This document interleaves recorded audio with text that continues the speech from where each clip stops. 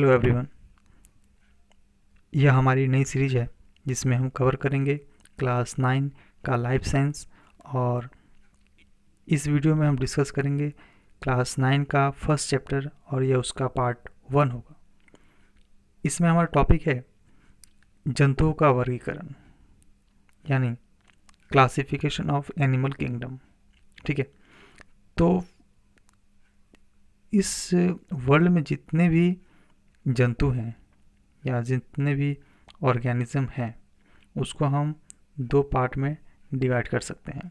मतलब जितने भी जंतु हैं उसको दो पार्ट में डिवाइड करेंगे, एक कॉर्डाटा और एक नॉन कॉर्डाटा और एक कॉर्डाटा। ये नॉन कॉर्डाटा क्या होता है? वह जीव या उस तरह के जो लिविंग ऑर्गेनिज्म हैं जिसमें नोटोकॉर्ड पाया जाता है। ठीक है, नोटोकॉर्ड यानी ये मेरुरज्जु बोल सकते हैं, यानी जो बैकबोन होता है वो, जिसमें बैकबोन नहीं होता है वो उसको बोलेंगे नॉन कॉर्डाटा, और जिसमें बैकबोन होता है उसको बोलेंगे कॉर्डाटा। यानी कि यहाँ लिखा है इसमें मेरुरज्जु रहता है, जैसे कि इंसान, आदमी, या जैसे कि घोड़ा, ये सब में बैकबोन होता है। ओके, तो एक ब्रॉडली इसका डिफ्रेंशिएट किया गया है नॉन कॉर्डाटा और कॉर्डाटा के बीच। तो फर्स्ट में यहाँ लिखा हुआ है कि इसमें मेरुरज्जु यानी नोटोकॉर्ड नहीं होता है, और यहाँ पे इसमें नोटोकॉर्ड यानी जो बैकबोन होता है वो होता है। दूसरा, इसमें डॉर्सल हार्ट होता है। डॉर्सल में होता है पीछे की ओर, यानी कि नॉन कॉर्डाटा में जो हृदय होता है वह पीछे की ओर होता है। ठीक उसके अपोजिट अगर हम देखें तो जो कॉर्डाटा होता है, यानी कि हम इंसानों का ही एग्जाम्पल ले लो, तो इसमें जो हार्ट होता है वो वेंट्रल हार्ट होता है, यानी जो हार्ट होता है वो आगे की ओर होता है। जैसे हमारे अंदर जो हार्ट होता है वो भी आगे की ओर ही होता है। ओके, नेक्स्ट, अच्छा, इसमें फेरेंजियल गिल्स प्रेजेंट होता है। फेरेंजियल गिल्स, अभी फेरेंजियल गिल्स क्या होता है? इसमें फेरेंजियल गिल्स एब्सेंट होता है, यानी कि नहीं होता है, और कॉर्डाटा में फेरेंजियल गिल्स होता है। अच्छा, फेरेंजियल गिल्स क्या है ये? तो नॉर्मली हम जो सांस लेते हैं वो लंग्स से लेते हैं, यानी फेफड़ों से लेते हैं। लेकिन जब मैं कॉर्डाटा का बात बोल रहा हूँ, जब एक कॉर्डाटा का जो ऑर्गेनिज्म है, कॉर्डाटा का जो जीव है, वो जब फिटस के अंदर होता है, यानी वो जब भ्रूण के अंदर होता है ना, यानी कि जब कोई चाइल्ड जो है मदर के अंदर रहता है, तो वो जो सांस लेता है वो उसको अंदर ही सांस लेना पड़ता है। तो अंदर एक ऐसा मतलब सिस्टम होता है कि वो अंदर ही सांस ले सकता है, और उसके लिए जो सिस्टम जो होता है उसके लिए वो फेरेंजियल गिल्स होता है। वो फेरेंजियल गिल्स की वजह से ही वो अंदर सांस ले पाता है, और धीरे धीरे जब वो डेवलप होता है तो फेरेंजियल गिल्स गायब हो जाता है और उसकी जगह पे लंग्स आ जाता है, जब वो बाद में सांस ले पाता है बाहर आकर। ठीक, और इसमें वो फेरेंजियल गिल्स नहीं होता है। ठीक, नेक्स्ट, इसमें कॉर्डाटा में हीमोग्लोबिन प्रेजेंट इन प्लाज्मा। इसमें जो हीमोग्लोबिन है वो प्लाज्मा में घुला रहता है, और इसमें जो हीमोग्लोबिन है वो आरबीसी में रहता है, जैसा कि हमारे अंदर रहता है। अच्छा, आरबीसी का कभी कभी फुल फॉर्म पूछ लिया जाता है, तो आरबीसी का फुल फॉर्म हो जाएगा रेड ब्लड सेल। ओके, अच्छा, कभी कभी इसका कार्य भी, यानी कभी कभी इसका फंक्शन भी पूछ लिया जाता है। तो इसका मेन फंक्शन जो है वो ऑक्सीजन को स्थानांतरित करना, यानी कि ऑक्सीजन को एक जगह से दूसरे जगह लेकर जाना, यही आरबीसी का मेन फंक्शन है।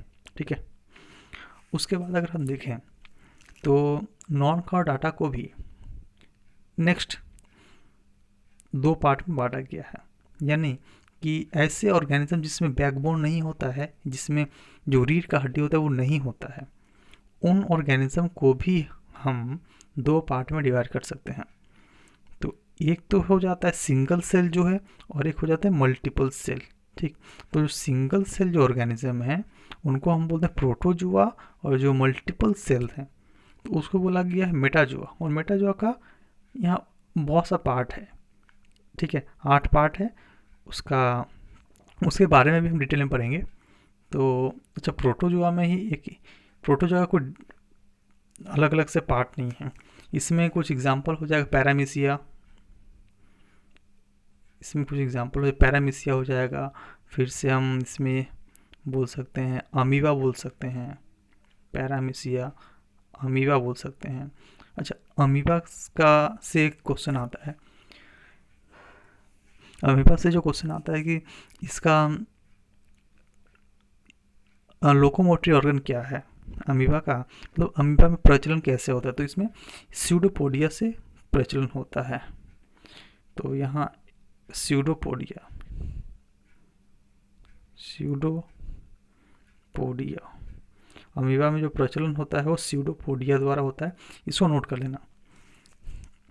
अगर हम बात करें मेटाजोआ का, तो मेटाजोआ का यहाँ 8 पार्ट है, Porifera, Coelenterata, Platyhelminthes, Aschelminthes, Annelida, Arthropoda, Mollusca, Echinodermata. तो इसके बारे में हम डिटेल में पढ़ेंगे, ठीक है। ध्यान से मैं फिर से एक बार बोल दूं कि जो नॉन कॉर्डाटा है इसी का हम 2 पार्ट में डिवाइड किए हैं, तब ये सब पार्ट आया है। फर्स्ट में क्या था, एनिमल किंगडम, उसको 2 पार्ट में डिवाइड किए थे, नॉन कॉर्डाटा, कॉर्डाटा, फिर नॉन कॉर्डाटा को भी 2 पार्ट में डिवाइड किया गया है। आई थिंक ये समझ में आया होगा। तो चलते हैं हम इन सब के बारे में अलग से डिटेल में पढ़ने के लिए। तो फर्स्ट है पॉरीफेरा, तो ये है पॉरीफेरा। इस संघ के अंतर्गत असंख्य छिद्रयुक्त जंतु आते हैं, जिन्हें स्पॉन्ज भी कहते हैं या जल में पाए जाते हैं, ठीक है। तो इसके अंतर्गत जो जीव आते हैं वो छिद्रदार जो जीव हैं वो आते हैं, इनकी बॉडी में छिद्र होता है और जनरली जल में पाए जाते हैं, जनरली समुद्री जल में पाए जाते हैं। एग्जाम्पल हो जाएगा इसका साइकेन, यूस्पोंजिया, ठीक, जैसा कि यहाँ दिखाया गया है। यहाँ इनकी बॉडी में छोटे छोटे छिद्र हैं, दिख रहा होगा, ठीक। तो ये इनका कुछ विशेषता है। अच्छा, मैं जितने भी यहाँ सारे जितना भी वर्ग बोलूँगा सबका विशेषता और एग्जाम्पल बहुत इंपॉर्टेंट है, ठीक। तो नेक्स्ट है हमारा सिलेंट्रेटा। सिलेंट्रेटा में आ जाता है, अच्छा, इसको निडेरिया भी कहते हैं, सिलेंट्रेटा को निडेरिया भी कहते हैं। और इस संघ के अंतर्गत स्पॉन्जों से अधिक विकसित, मतलब जैसे जैसे हम आगे बढ़ेंगे वैसे वैसे उनका बॉडी जो है डेवलप होता जाएगा, डेवलप की ओर हम बढ़ते जाएंगे। तो इनका जो बॉडी होता है वो पॉलीफेरा से थोड़ा सा डेवलप होता है, और जो जल में पाए जाते हैं इनके शरीर में केंद्रीय गुहा पाई जाती है, इनके मुख के चारों ओर स्पर्शक यानी मूछ पाए जाते हैं। ये सबसे छोटा संघ है, ठीक। तो इसमें ज़्यादा एग्जाम्पल, मतलब ये हाइड्रा हो जाएगा, ओलिविया हो जाएगा। अच्छा, ओलिविया मतलब जेलीफिश होता है, ठीक है। ये जेलीफिश का साइंटिफिक नेम है। मूंगा यानी कि इंग्लिश में जो कोरल बोलते हैं, कोरल। तो कोरल का यूज़ क्या है, कोरल से रिंग्स वगैरह बनता है, ठीक है, जेलीफिश, ठीक। नेक्स्ट देखते हैं प्लेटीहेलमिन्थिस। अच्छा, इसमें जो एक्चुअली इसमें वही जीव आते हैं जिनका जो आकार है वो चपटा होता है, जैसे कि यहाँ दिखाया गया है। इसमें चपटे जीव आते हैं जैसे फीता कृमि वगैरह, ठीक। अच्छा, इनसे बहुत सी बीमारियां भी होती हैं, ये भी ध्यान रखना है। नेक्स्ट एस्केमिन्थिस।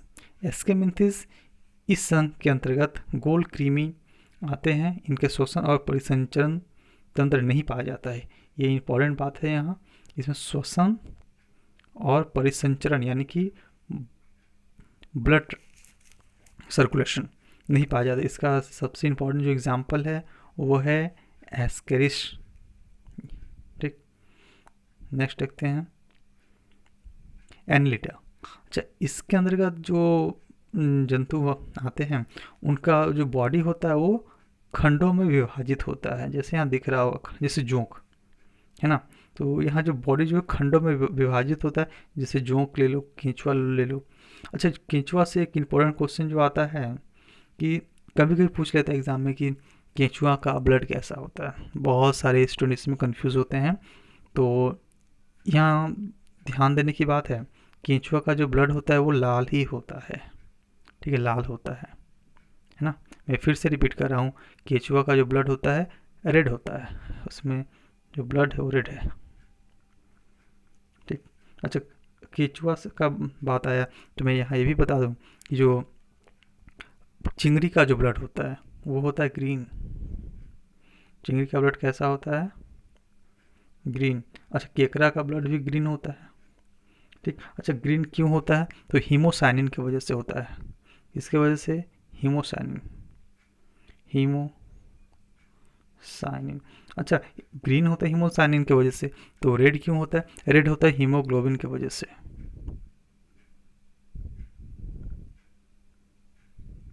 हीमोग्लोबिन की वजह से। एक क्वेश्चन और ही पूछा जाता है, हीमोग्लोबिन में कौन सा मेटल होता है? तो हीमोग्लोबिन में लोहा होता है। अच्छा, अगर पूछ लिया जाए कि हीमोग्लोबिन में तो लोहा होता है, तो हीमोसाइनिन में क्या होता है? तो हीमोसाइनिन में तांबा होता है। तो यहाँ से इतने सारे चीज़ जानने को मिले। Next, arthropoda. अच्छा, इसके बारे में पहले ही बता दूं कि ये सबसे बड़ा संघ है। अभी तक हम लोगों ने जितना सारा संघ पढ़ा, सबसे बड़ा संघ है ऑर्थोपोडा, यानी कि सबसे ज़्यादा जीव जंतु जो है इसी वर्ग में पाए जाते हैं। जैसे कि केंचुआ, सॉरी, केकड़ा, मकड़ी, खटमल, मधुमक्खी वगैरह सब कुछ आ जाएगा। ठीक है, ऑर्थोपोडा। ये सब एग्जाम्पल्स हैं। इसमें खुला रक्त परिवहन पाया जाता है। ठीक। Next, Mollusca. अच्छा, और ये ऑर्थोपोडा के बाद जो सबसे बड़ा है वो है मुलस्का, यानी ये दूसरे नंबर में आता है। इसके शरीर पे जो है कवरिंग पाया जाता है, यानी कि हार्ड शेल होता है इसके शरीर पे। जैसे कि एग्जांपल में बताऊं, घोंगा हो सकता है, ऑक्टोपस हो सकता है। ठीक। अच्छा, सीपी हो सकता है। तो इनके शरीर पे जो हार्ड कवरिंग होता है। अच्छा, ये कभी कभी एग्जाम पूछता है कवरिंग किसका होता है? तो कवरिंग जो होता है वो कैल्शियम कार्बोनेट का कवरिंग होता है। ठीक है, कैल्शियम कार्बोनेट, ये याद रखना। Next, Echinodermata. अच्छा, इसके अंतर्गत सिलोंग युक्त जंतु पाए जाते हैं, जैसे स्टारफिश। तो इकाइनोडर्माटा में हमेशा याद रखना कि स्टारफिश जो है वो इसमें आता है, स्टारफिश इकाइनोडर्माटा में आता है। अच्छा, यहाँ से एक इम्पॉर्टेंट क्वेश्चन बार बार पूछा जाता है कि स्टारफिश फिश है या नहीं? तो ध्यान रखना, स्टारफिश फिश नहीं है। मैं फिर से एक बार रिपीट कर रहा हूँ, स्टारफिश फिश नहीं है। ठीक। अच्छा, इनसे जुड़ा एक और इम्पॉर्टेंट चीज़ है कि टेनोफोरा, एक और एक्चुअली इसी का एक डिवीजन है टेनोफेरा। ठीक है, टेनोफोरा एक ऐसा ऑर्गेनिज्म है जिसमें लाइट प्रोड्यूस होता है। तो कभी कभी एग्जाम में पूछ लिया जाता है कि एक ऐसे मतलब ग्रुप का नाम बताओ जिसमें लाइट प्रोड्यूस करता है, तो आंसर होता है टेनोफोरा। मैं फिर से एक बार रिपीट कर रहा हूँ, टेनोफोरा। ठीक है, तो ये एक ऐसा जीव है जो लाइट उत्पन्न करता है, टेनोफेरा। ठीक। अच्छा, आज की वीडियो में इतना तक ही। नेक्स्ट वीडियो में हम देखेंगे कि जो कॉर्डाटा होते हैं उनके बारे में। तो आगे के अपडेट पाने के लिए आप हमारे साथ जुड़े रहें। तब तक के लिए थैंक यू।